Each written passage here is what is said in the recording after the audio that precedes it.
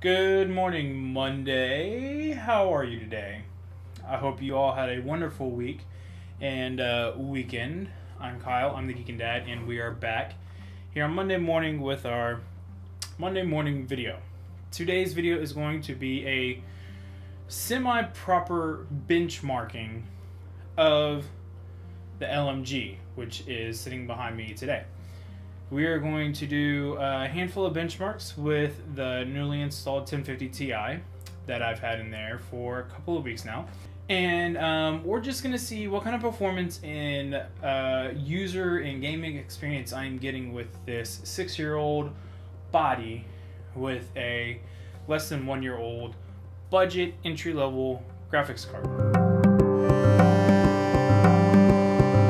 Okay, so like I said, if you recall, the LMG behind me is a 6-ish-year-old computer that was purchased at, I believe, Best Buy or Walmart.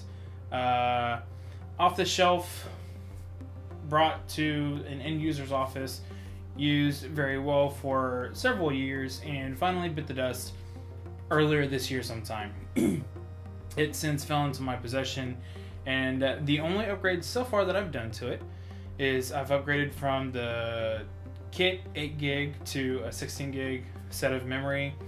We've updated the power supply to something a little bit more reliable than the OEM power supply, and we've also gone ahead and put 2 750 gig hard drives in RAID 0 for the best performance possible. This of course leaves me open to hardware failure because these are old hard drives that I'm using, but they're server grade, so there's a little bit of a sense of security, albeit false, in the hardware itself. The first real upgrade, like we said, has been the 1050 Ti that is sitting behind me there. This is the EVGA GTX 1050 Ti Superclocked, and it has been a phenomenal little experience every time I play on this computer, having put it on there. All of that said, I am also using a very small 19-inch 1440 by 900 monitor. So all of our results today are going to be on this little monitor because I haven't had time to purchase a monitor upgrade with my available budget. So the first two upgrades were the keyboard, which was last video, and the GPU, which was the video before that, and we're in the middle of benchmarking properly today. So a new monitor hasn't quite hit me yet. Hopefully by the end of Q1 next year, I'll be able to have the new monitor.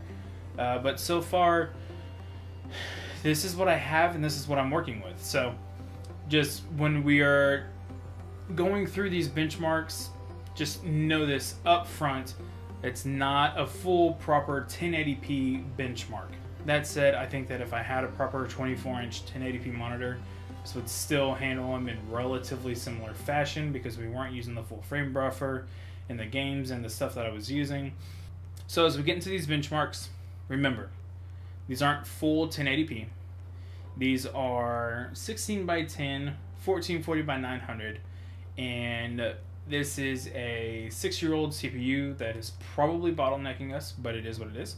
And this is me benchmarking the LMG as it stands today with what we have to work with today. Another thing that I'll mention is that my benchmarking suite, if you will, is tiny right now. Right now we've got 3D Mark Firestrike, Unigine Heaven. Both of those are our synthetic benchmarks. And as far as games go, I've got Overwatch and Doom. I have plans to expand that. So if there are any particular games that you would like to see as a part of my suite as we move forward, let me know in the comments down below. I will be happy to investigate whether or not I should pick it up for my library. I do know that something like Battlefield 1 is on my list to add to my library. That's a big one. So these are going to be really basic, but it'll give you a good performance overview, and you can kind of extrapolate from these games about what you can expect in performance for other games, especially with Overwatch and the online FPS and MOBAs. So with that said, let's take a quick look at those benchmarks and follow up after this.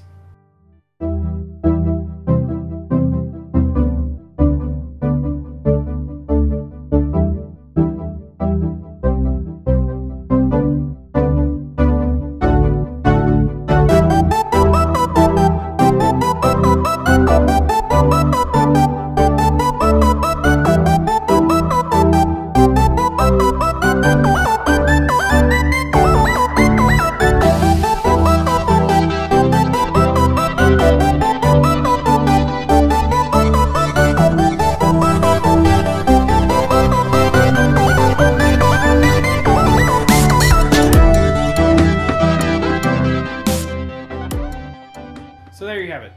Doom was set on high presets, so was Overwatch. I probably had room to go up to Ultra if I really wanted to, but really and truly, I see no reason to. The graphics fidelity is perfectly fine, especially on this little monitor for me, and also the frame rates are beyond great, so I could afford to lose a little bit of frame rate, but I was happy with the performance as it stood playing both of these games, to be quite honest. Looking at it, it's a great little system as it stands right now.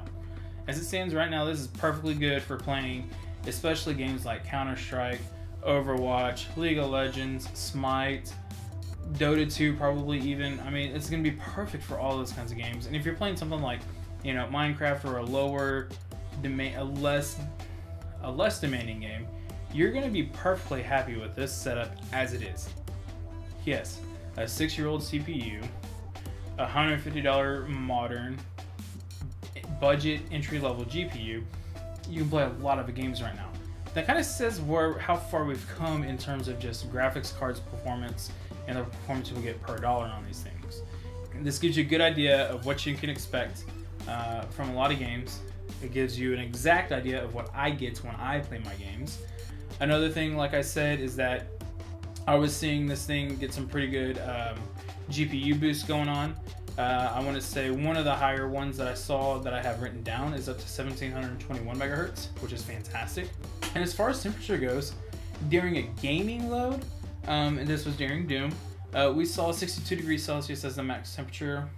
During a benchmarking mode, and this was done during Unigine Haven, we were seeing 72 degrees Celsius. So the ACX 2.0 doing a really great job of keeping the card cool, especially in a poorly optimized case like this HP OEM case right here. So really impressed with the cooler itself, really impressed with the architecture as a whole to keep temperatures down that way. It's just a great little card all in all. So with all of that said, if you have a computer at home that you purchased from Best Buy or Walmart or Target or Costco, you know, whatever, if you picked up a computer off the shelf and you're like, you know, I want to start playing some games, what should I do? Well, this is your first thing to buy. Go grab yourself something like the 1050 or a 1050 Ti. This EVGA one, like I said, is $145, I think, when I purchased it. On average, you can get the 1050 Ti for about $150. I mean, if you're looking to take your base level computer and give your kids something to do to play games with, or if you want to get into gaming to see what the whole PC Master Race thing is about, like, this is $150. It's not going to hurt the wallet too much. If you're like me and you've got to save up, you'll save up for a couple of months. You'll be able to get it. You're going to be happy, plain and simple. I cannot tell you how happy I am with this card and with the results I've gotten from it. So, yeah, I think that about sums it up. As I asked earlier, please let me know down in the comments below what additional games you would like to see me benchmark. Some people do, you know, 20 or 30 games. I simply just don't have that kind of time. I'm looking like for maybe 5 or 6 games that are like really worth the effort of putting in the time and hassle into doing a proper benchmark for. So let me know all that down below. If you would like to pick up a 1050 Ti for yourself, I'll throw a link with just like a generic search, and you can figure out which one fits your needs best and your price point as well. And yeah, I think that's going to be all. So I guess until next week, geek on.